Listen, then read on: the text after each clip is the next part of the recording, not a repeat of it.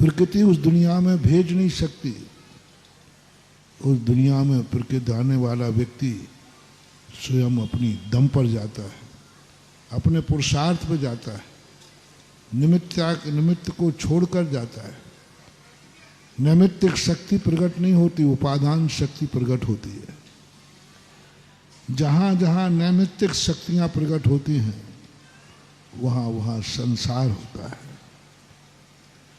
और जहाँ नैमित्तिक शक्तियाँ गौण हो जाती हैं, उपादान शक्तियाँ जागती हैं, वही स्वाधीनता आती है, स्वतंत्रता आती है।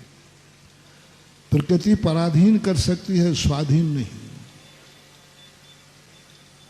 प्रकृति तुम्हें अपना गुलाम बना सकती है, स्वाधीन नहीं। प्रकृति तुम्हारी माँ बनकर आशीर्वाद दे सकती है, तुम्हें स्वाधीन नहीं बनाएगी। माँ बेटे को आशीर्वाद दे सकती है, लेकिन वो माँ बेटे को निरावलंबी नहीं बना सकती। प्रकृति कभी भी किसी को निरावलंबी नहीं बनाती। आशीर्वाद दे देगी, दुआ दे देगी, तुम्हारे लिए अच्छा सोचेगी, लेकिन वो तुम्हें स्वावलंबी नहीं बना सकती। भगवान और गुरु भी तुम्हें आशीर्वाद दे सकते हैं, तुम्हारा अच्छा सोच सकते हैं, तुम्हारे बुरे दिन मिटा सकते हैं, अंधकार दूर कर सकते हैं, लेकिन तुम्हें स्वावलंबी नहीं बना सकते। स्वावलंबी बनने वाला व्यक्ति स्वतंत्र है एकदम। समस्त प्रकार की अधीनता छोड़कर जब व्यक्ति के अंदर अंतरंग विशुद्धि परिणाम जागता है, उसे किसी निमित्त की नहीं पड़ी रहती। सारे निमित्तों से ऊपर उठ करके, सारे निमित्तों से ऊपर उठ करके, सारी सृष्टि के हुसूलों के पार जाकर के जब आत्मा अपने आप में स्थित होती है, तब उस नई दुनिया का उद्घाटन होता है, जिसे हम मोक्ष कहते हैं। भगवान महावीर स्वामी लगभग 12 वर्षों तक केवल ज्ञान होने के बाद भी मोक्ष नहीं जा सके, क्योंकि वो तीर्थंकर प्रकृति के अधीन थे। तीर्थंकर प्रकृति उन्होंने लिए सब कुछ करा रही थी, उनके हाथ में कुछ नहीं था। तीर्थंकर प्रकृति एक निधत्त निकाचित प्रकृति है, पुण्य की। कुछ पुण्य प्रकृतियां निधत्त निकाचित होती है, जैसे देवाई, भोग भूमि जी, ये निधत्त निकाचित हैं, इनको कोई एक क्षण भी कम नहीं कर सकता। पाप में तो निधत्त निकाचित पना होता ही है, पुण्य में भी होता है।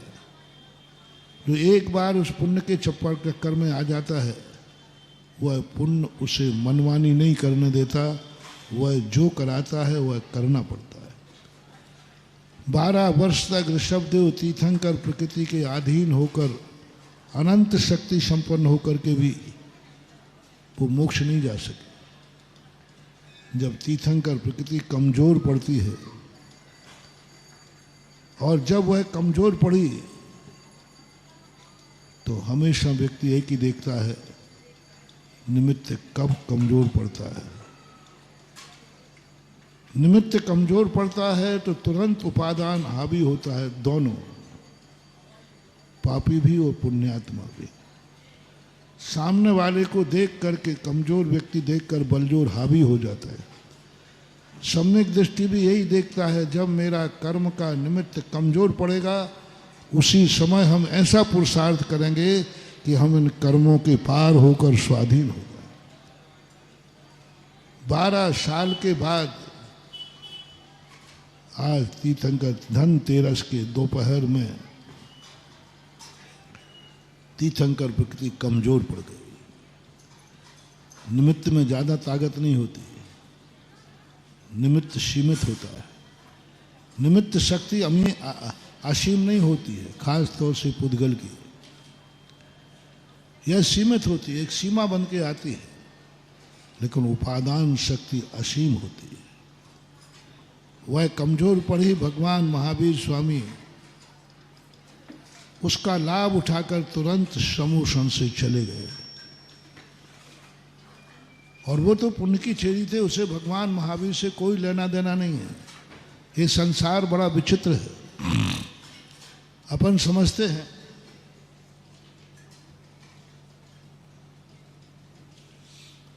समझते हैं कि ये संसार हमें बहुत चाहता है। तुम्हें नहीं चाह रहा है महानुभाव, वो तुम्हारे पुण्य को चाह रहा है। तुम समझते हो कि परिवार के लोग तुम्हें चाह रहे हैं, नहीं, सब तुम्हारे पुण्य को चाह रहे हैं।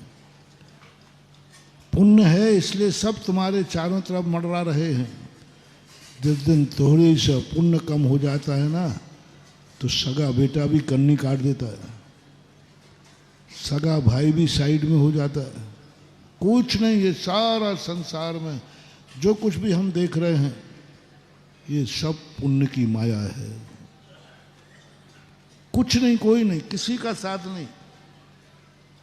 भगवान की तरफ इतने झुल रहे, 225 कमल बिछरे, छत्र ढूंढ रहे हैं, छत्र लगे हैं, चवर ढूंढ रहे हैं, ये सब पुण्य की माया। भगवान से कोई मतलब नहीं है। अभी मैं बता रहा हूं, अपन समझते हैं कि हमारा प्रभाव है, हमारे गुणों का प्रभाव है, हमारी शक्ति का प्रभाव है, हमारी जीव का अतिशय है। नहीं, ये सब पुण्य की माया है, पुण्य की चेरी है। कोई किसी का नहीं है, कोई किसी के साथ नहीं है। आज कोई तुमसे कोई बोल रहा है, वो तुम्हारा पुण्य उससे बुलवा रहा है। आज कोई तुम्हारे घर में बैठा है तो पुण्य के प्रभाव से बैठा है। आज कोई तुम्हारे साथ है तो पुण्य के प्रभाव से। जिस दिन पुण्य खत्म हुआ नहीं, कोई भी तुम्हारे साथ रहने वाला नहीं। संसार का नियम है, संसार के नियम को हम नकार नहीं सकते।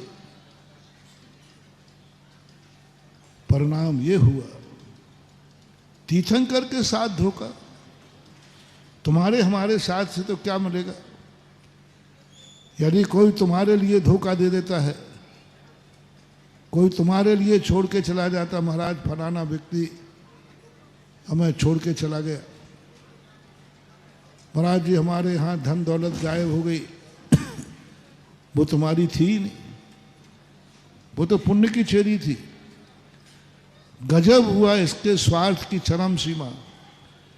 इस संसार के स्वरूप को समझ करके वैराग्य होता है, तत्व दृष्टि लाना चाहिए। किसके भरोसे हम इतरा रहे हैं, किसके भरोसे हम अहंकार कर रहे हैं? कोई नहीं महानुभाव, कुछ नहीं। ये दुनिया भगवान को धोखा दे रही है, ये कर्म भगवान को धोखा दे रहा है। अभी तक जब भगवान विहार करते थे